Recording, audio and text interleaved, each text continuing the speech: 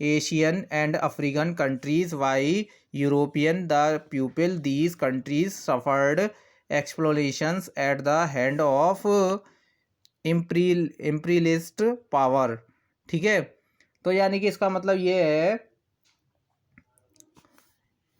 ये है कि जो यूरोपियन यानी कि कई ऐसे एशियाई और अफ्रीकाई देश के उपनिषेधवाद और नियंत्रण में निःशुल्क का इस्तेमाल करके इन देशों को जो है इन देशों के फर्क जो यानी कि जो फर्कौन थे वो उनके हाथों में शोषण का सामना इनको करना पड़ा। यानी कि जो पीपल्स थे वो उनको मतलब क्या था कि जैसे एशियन अफ्रीकन जो कंट्रीज़ थी उनको यूरोपियनों का मतलब काफ़ी मतलब जो कच्चा माल था उनको बेचने को नहीं मिल पा रहे थे, तो मतलब काफ़ी मार्केटों की खोज करी, तो उनके बाद में इन्होंने मतलब काफ़ी मतलब सफ़र्ड किया। इसके बाद जो है उनका उनके हाथों में इनका शोषण होने लगा। ठीक है, the industrial revolution led to many inventions and discoveries in European countries. The industrialized countries took away the raw material from underdeveloped colonies at a very low price and so sold their goods back them at high price. This made the colonies poorer and European countries become very rich and powerful. What their growing weather made them jealous to each other. They wanted to have more and more colonies and be more rich and powerful. That bitter rivalry become the causes to very big war. Most of countries of world were involved in this war. Therefore these big water were called a world war। ठीक है,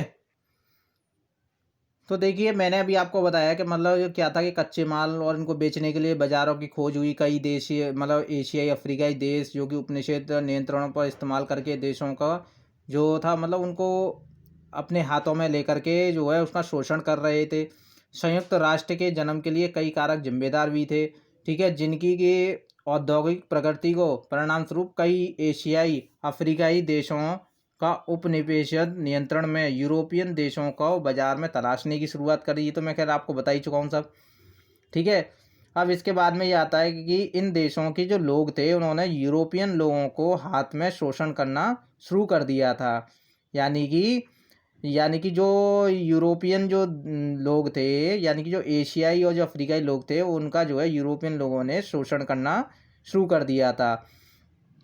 ठीक है, साम्राज्यवादी शक्तियाँ औद्योगिक क्रांति ने European देशों में कई आविष्कारों को और खोजों का नेतृत्व किया। औद्योगिक देशों के अविकसित उपनिवेशों से कच्चे माल को बहुत कम